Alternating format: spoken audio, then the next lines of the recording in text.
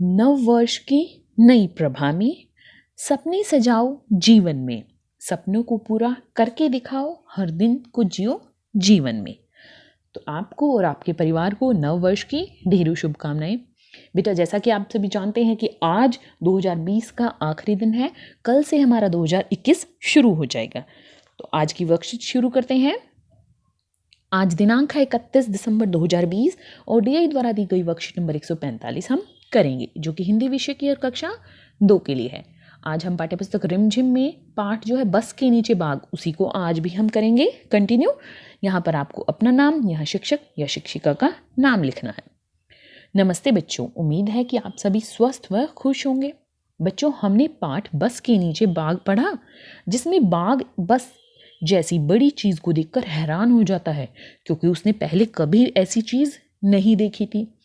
अब इस पाठ के कुछ वाक्यों को फिर से पढ़ते हैं और इस कार्यपत्रिका से कुछ नया सीखने का प्रयास करते हैं। देखिए क्या है।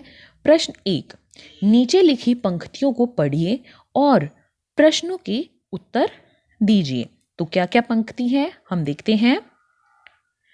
किसी जंगल में एक छोटा बाघ खेल रहा था।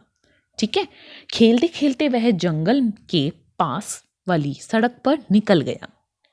सड़क पर एक बस खड़ी थी।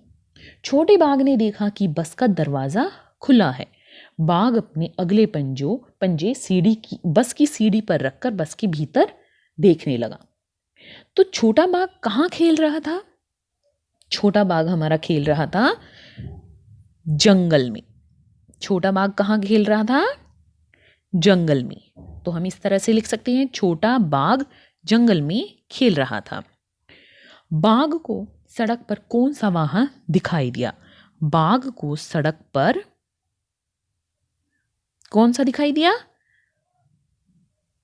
एक बस दिखाई दी।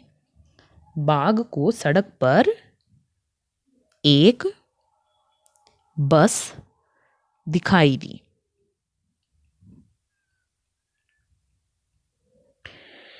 बच्चों, आप बस में बैठकर कहाँ कहाँ गए हो? अब आपको ये इसका उत्तर खुद देना है कि आप बस में बैठकर आपके कहाँ गए हैं।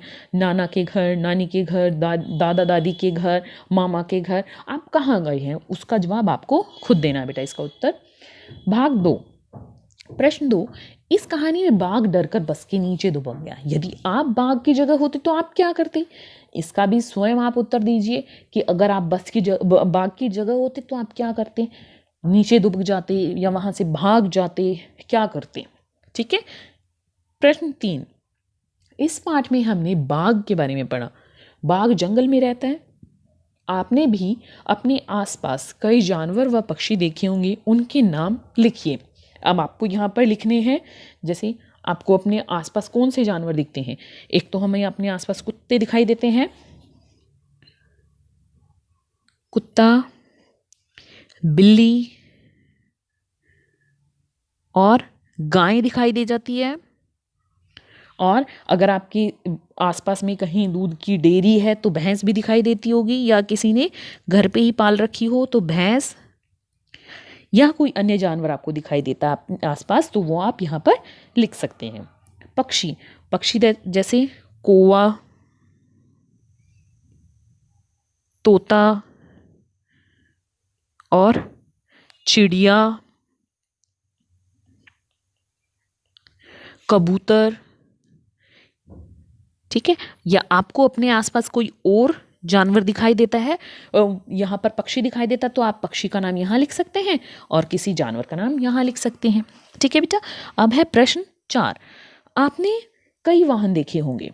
क्या आपने कभी किसी गाड़ी के पहिए गिने हैं? पहियों की संख्या के आधार पर तालिका में अलग अलग गाड़ियों के नाम सही जगह पर लिखिए। देखिए, जैसे 2 पहिए वाली गाड़ी, जिन गाड़ियों में 2 पहिए होते हैं, जैसे साइकिल, और किस किस में होते हैं? मोटरसाइकिल, तो हम यहां लिख लेते हैं मोटरसाइकिल। और किस में होते हैं बेटा? जैसे स्कूटर में होते हैं 2 पहिए। अब यहां लिखने हैं हमें 3 पहिए। 3 पहिए किस किस में होते हैं? जैसे रिक्शा में 3 पहिए हो गए, और तिपहिया हमारी साइकिल होती है, जैसे छोटे बच्चे होते हैं उनकी 3 पहिए वाली एक साइकिल होती है, तिपहिया साइकिल बच्चों की होती है ये, ठीक है। 4 पहियों वाली गाड़ी, अब 4 पहियों वाली गाड़ी कौन कौन सी होती है, जैसे कार, फिर हमारे हो गई वैन, वैन के कितने पहिए होते हैं, 4 पहिए होते हैं। ट्रैक्टर, ट्रैक्टर के कितने पहिए होते हैं, 4 पहिए होते हैं। आप कोई और भी साधन लिख सकते हो अगर आपको आ रहा है, याद आ रहा है कि कौन से साधन में 2, 3 या 4 पहिए होती है, आप उनका नाम लिख सकते हैं। अभिभावकों के लिए सुझाव है कि बच्चों को पहले कभी भी की गई यात्राओं के बारे में उनसे बात करें। यह भी जानें कि बच्चों को किस वाहन पर यात्रा करनी सबसे अधिक पसंद आया और क्यों आया।